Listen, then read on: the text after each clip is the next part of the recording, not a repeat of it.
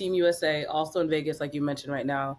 Sherrod, the two Celtics are there right now. What are your expectations from Tatum and Drew Holiday specifically? Well, last go around, Tatum averaged like 15 points and some change for Team USA. So clearly, he's a guy that we know can get buckets playing with the best of the best, which is what Team USA is about. And he got a fresh haircut for the record. The most important part was buried.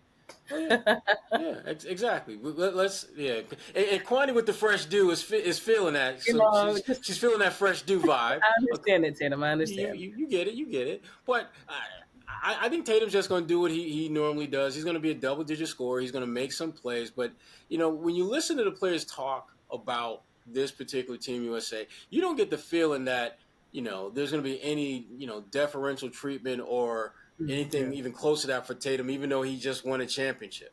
I think Anthony Edwards has verbally said he's going to be the number one option. And if I'm Tatum, I'm like, all right, because we got like 7-8 guys who could be the number one option, and we can win the goal with any of them. So if you want to go out there and jack up all them shots and wear your body down over these next few weeks, go right ahead and do that. Drew Holiday, I worry about, because when you start thinking about just the miles that his body has logged the last couple of years basketball-wise, I really hope that Drew plays the least amount of minutes on the team. That's what I would like to see, because I think I just want to see that dude rest. I want to see him I want to not see a basketball game or a series come about with Drew Holiday on the roster or Drew Holiday playing. I want to see him rest, because I just think he's getting to that point age-wise where he just can't hit the B button and be that dude we saw in the playoffs, just like that. It's going to be much harder over time for him to be that impactful. And the more time he gets to shut it down and just rest and not have to deal with basketball and not do basketball activities, the better he's going to be for the Celtics next season. So Tatum, I think he'll play his usual minutes and get you double-digit points. Drew, I'm hoping that they limit his role, because I just think that in the long term, that's going to be the best for both him and the Celtics. Testing my skills on Prize Picks this season is the most exciting way to play daily fantasy sports. If you have the skills, you can turn $10 into $1,000 with just a few taps. Use the code CLNS for the first deposit match up to $100.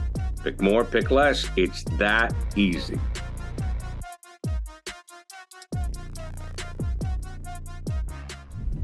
Take the guesswork out of buying NBA tickets at Game Time. Download the Game Time app, create an account, use the code CLNS for $20 off your first purchase.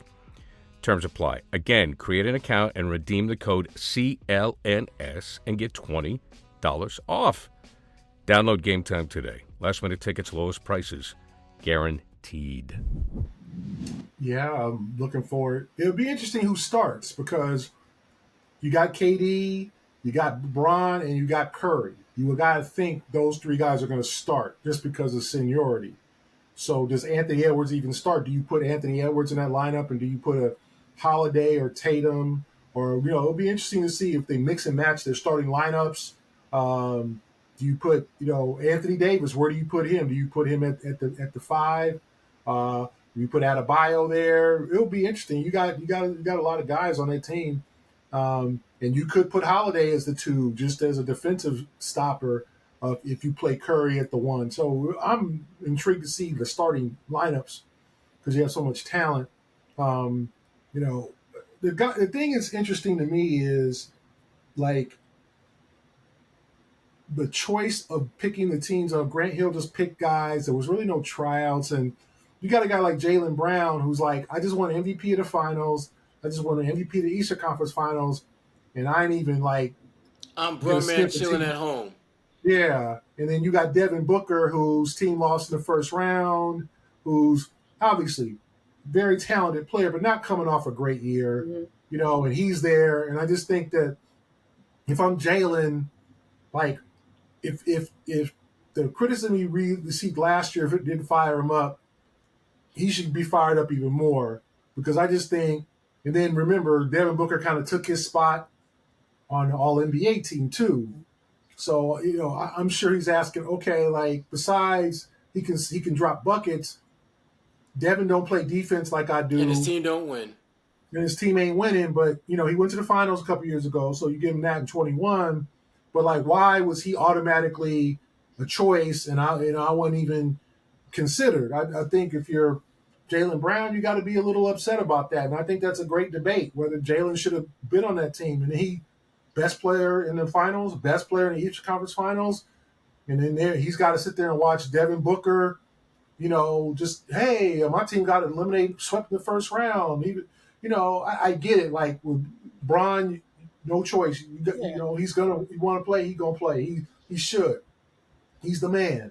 Curry, obviously, KD. Still at the top of his game. Yeah. KD, still at the top of his game. But I think if you're Jaylen, you're looking at like Devin Booker, and you're like, okay, he just automatically got chosen. Like there was no debate. Kawhi coming off being hurt. I get Kawhi. Kawhi's really doesn't have a whole lot of experience with Team USA.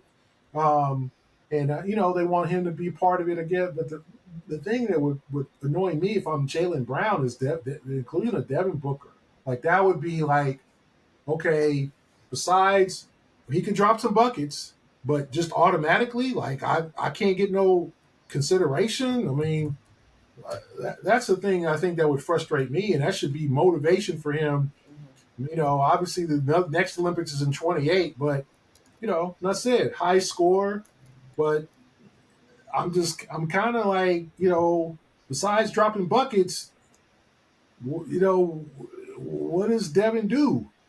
And I think Jaylen's like, I stopped Luka. I'm the best player on the floor in 2 series, and I can't get no consideration. It's very interesting. Well, let's just put it this way. If Jaylen drops a 50-piece on the Suns next year, we're going to know why.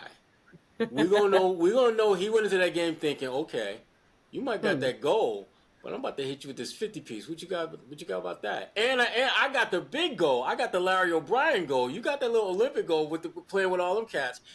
Devin Booker is a great player. I mean, you look at him historically. I mean, he was the youngest player to ever score 60 or more points in a game. He was the youngest player in NBA history to have back-to-back 50-point games. But again, to your point, Gary, that's it. I mean, his narrative is he gets buckets.